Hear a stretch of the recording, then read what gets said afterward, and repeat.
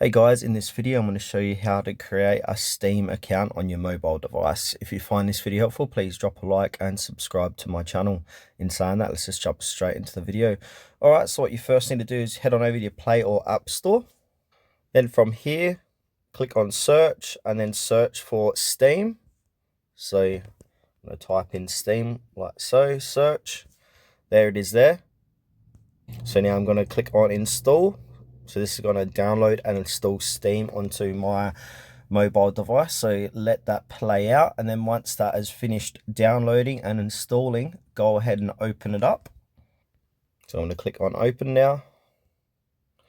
Now from here, where it says don't have a Steam account, click onto that. Like so. And it's going to take over to a new page. And now create your account. So what you need to do is put in your email address, confirm your address, and then choose your country of residence. Click on I'm not a robot and make sure you're over 13 years of age or older and agree to the terms. You must be 13 years of age or older to use Steam. So I'm going to fill this out. Alright, once you've filled all that out, it will look something like this, but obviously you'll have your email address in.